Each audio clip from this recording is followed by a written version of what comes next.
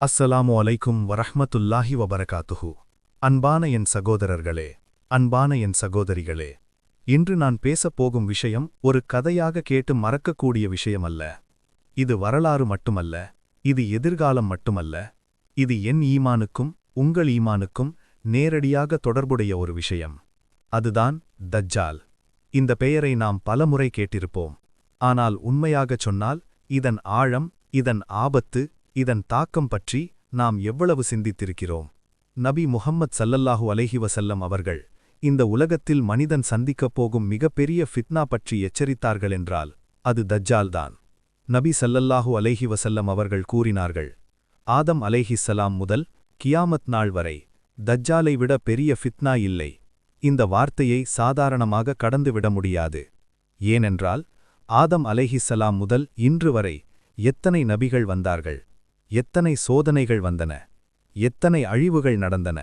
அத்தனைக்கும் மேலாக ஒரே ஒரு மனிதனைப் பற்றி நபி ஸல்லல்லாஹு அலைஹி வஸல்லம் இவ்வளவு வலிமையாக எச்சரித்தார்கள். அப்படியென்றால் தஜ்ஜால் என்பது சாதாரண விஷயமல்ல. தஜ்ஜால் யார்? முதலில் இதை தெளிவுபடுத்த வேண்டும். தஜ்ஜால் ஒரு மனிதன்தான். அவன் மலக் அல்ல, அவன் ஜின்னும் அல்ல. அவன் மனிதனாகவே பிறப்பான், மனிதனாகவே வாழ்வான், மனிதனாகவே பேசுவான்.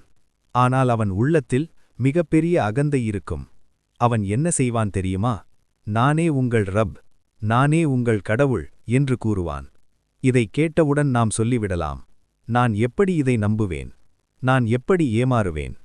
ஆனால் அன்பானவர்களே, நபி ஸல்லல்லாஹு அலைஹி வஸல்லம் இதை சாதாரணமாக சொல்லவில்லை.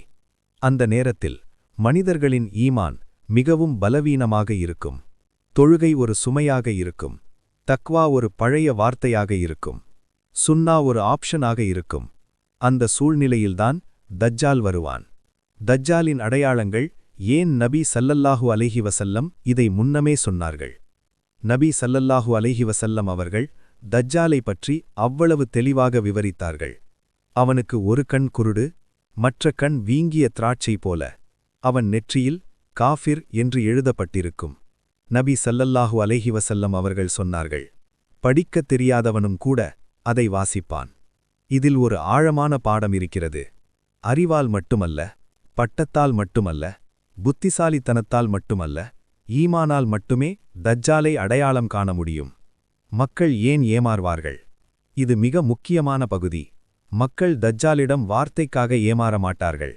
அவன் பேசுவதால் அல்ல, அவன் வாக்குறுதிகளால் அல்ல, அவன் செய்யும் காரியங்களால் மக்கள் ஏமாறுவார்கள். அவன் வானத்தை நோக்கி சொல்வான், மழை பெய், மழை பெய்யும். அவன் பூமியை நோக்கி சொல்வான், விளை, பயிர்கள் முளைக்கும். ஒரு ஏழையை பார்த்து சொல்வான், என்னை நம்பு, செல்வம் கொடுப்பான். ஒரு நோயாளியிடம் சொல்வான், நலமாகு, அவன் எழுந்து நடப்பான். இவையெல்லாம் பார்த்து பலர் சொல்வார்கள், இவன் அல்லாஹ் இல்லையா என்று. ஆனால் உண்மை என்ன? இது அல்லாஹ் அனுமதித்த சோதனை.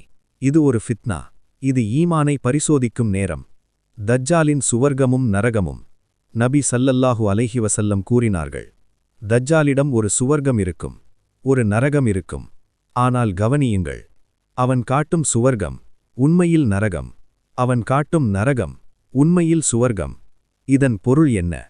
உலக லாபம், வசதி, பாதுகாப்பு, சுகம், இவையெல்லாம் உண்மையான வெற்றி அல்ல. ஈமானுடன் இறப்பதே வெற்றி. அல்லாஹ்வின் தூதர் தஜ்ஜாலை பற்றி அதிகமாக எச்சரித்திருக்கிறார்கள். அவைகளை இன்ஷா அல்லாஹ் அடுத்த வீடியோவில் போடுகிறேன். இன்ஷா அல்லாஹ் நாம் ரமலான் மாதத்தை விரைவில் அடைய இருக்கிறோம். இந்த ரமலானில் ஷார்ட்ஸ் மூலம் கேள்வி பதில் கேட்கலாம் என்று நினைக்கிறேன். இதற்கு நீங்கள் ஆர்வமாக இருந்தால் ரமலான் என்று கமெண்ட் பண்ணுங்க. உங்களுக்கு இந்த ஹதீஸ் பிடித்திருந்தால் சப்ஸ்கிரைப் பண்ணுங்க.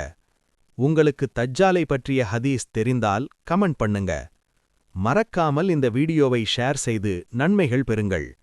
அஸ்ஸலாமு அலைக்கும் வரஹ்மத்துல்லாஹி வபரகாத்துஹு.